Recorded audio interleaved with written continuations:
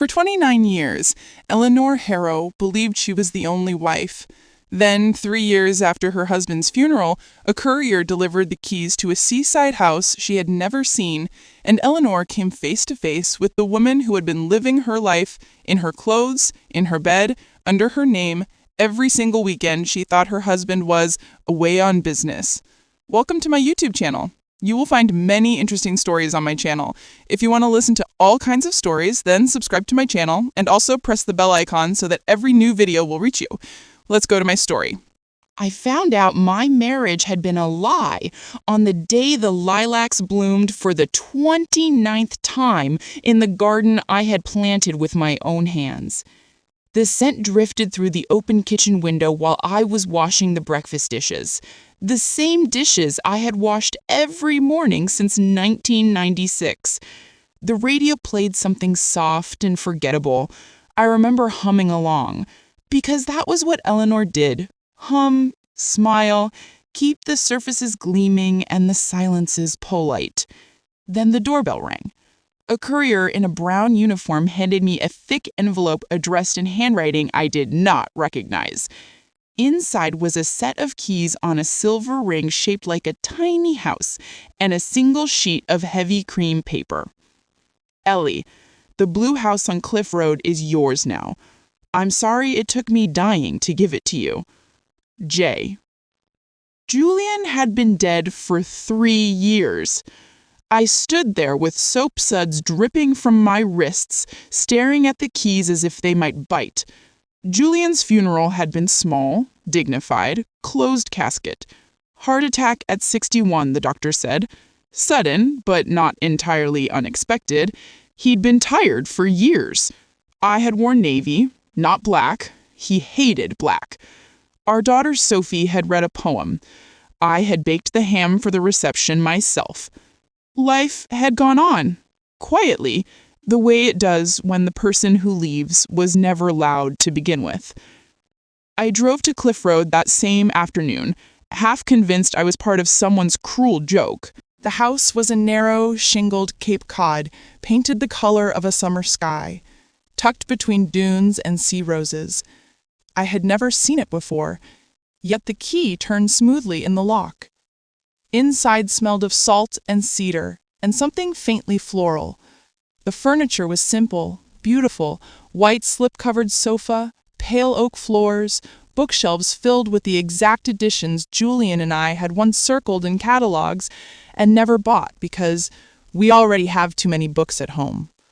On the kitchen island lay a stack of mail addressed to Dr. and Mrs. J. Harrow, my married name, but not my address.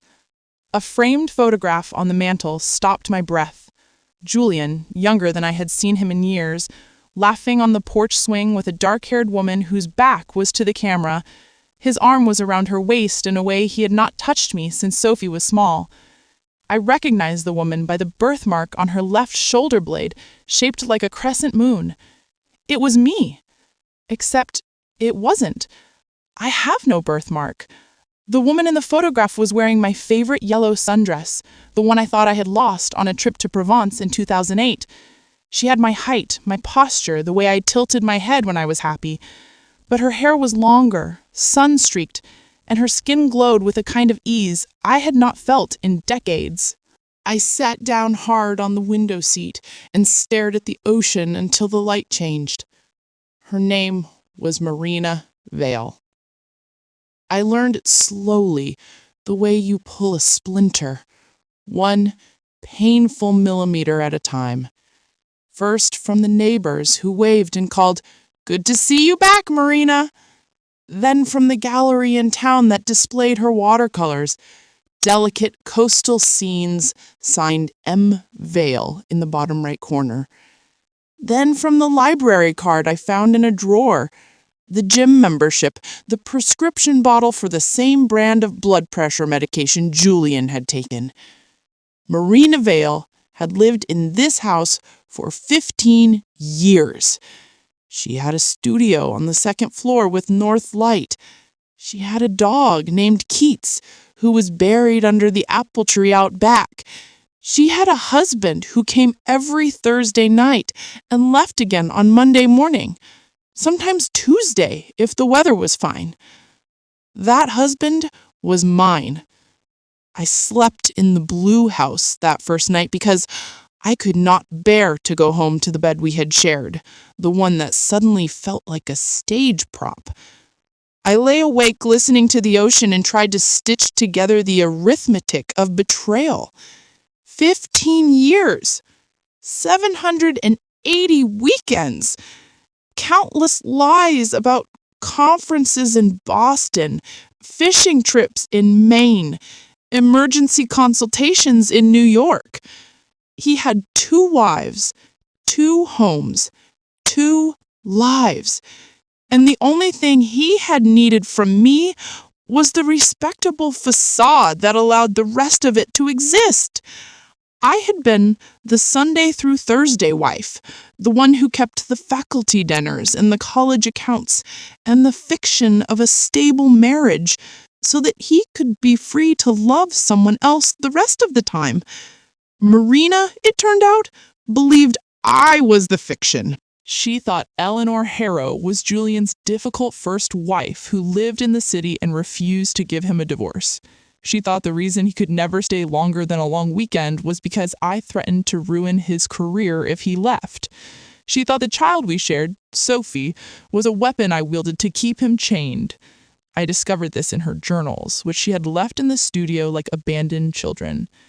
The pages were full of love and frustration and a terrible, aching patience. He says one day we'll be together properly.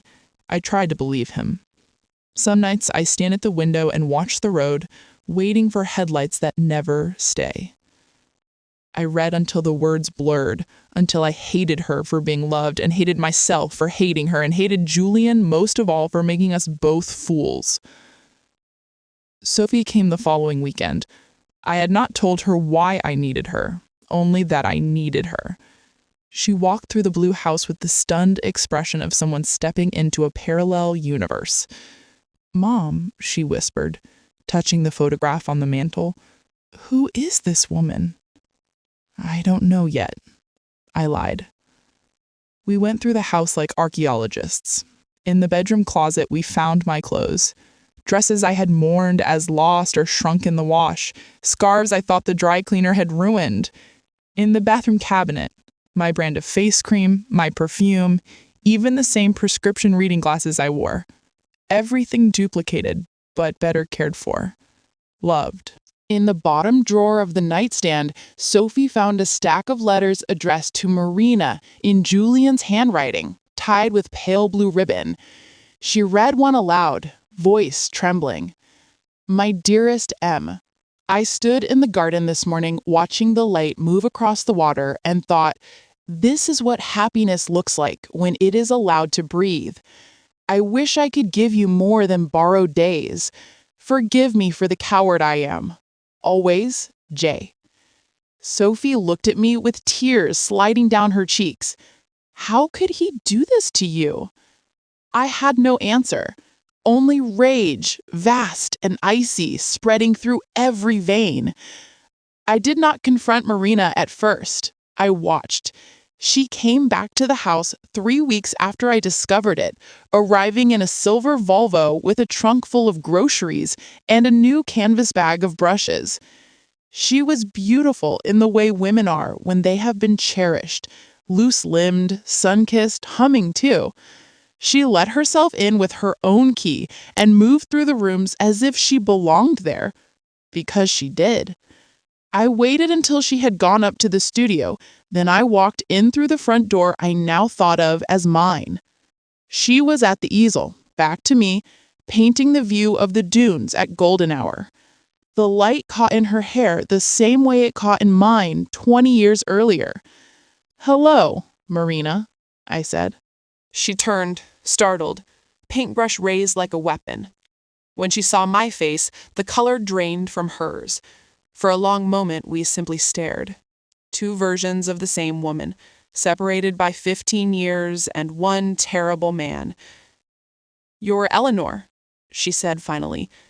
It was not a question. "And you're the reason my husband was never home." She set the brush down carefully.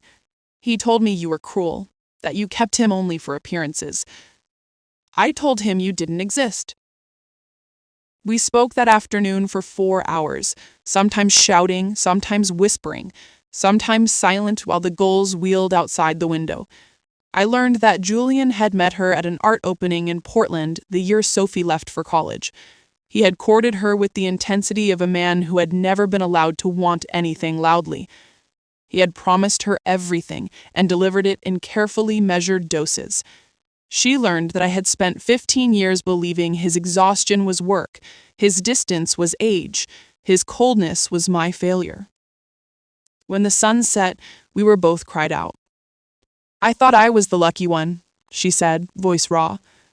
I got the best of him. You got the performance. I got the bill. We did not become friends that day. We became something stranger. Co-conspirators in grief. Marina moved out of the blue house the following week. She left me the paintings, the dog's ashes under the apple tree, the yellow sundress folded neatly on the bed. She took only her clothes, her brushes, and the letters tied with blue ribbon.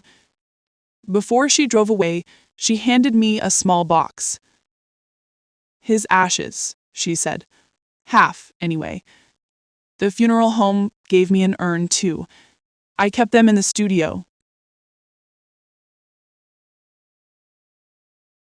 I did not open the box for a long time. Sophie wanted to burn the house down. I considered it. Instead, I lived in it. I learned the rhythms Marina had created, the best time to walk the beach before the tourists, where the wild blueberries grew behind the dunes, how the porch swing creaked in exactly the right way when you pushed off with your left foot. I painted, badly at first, then better. I adopted a rescue dog and named her Keats, too. I let my hair grow long and stopped dyeing the gray. People in town assumed I was Marina.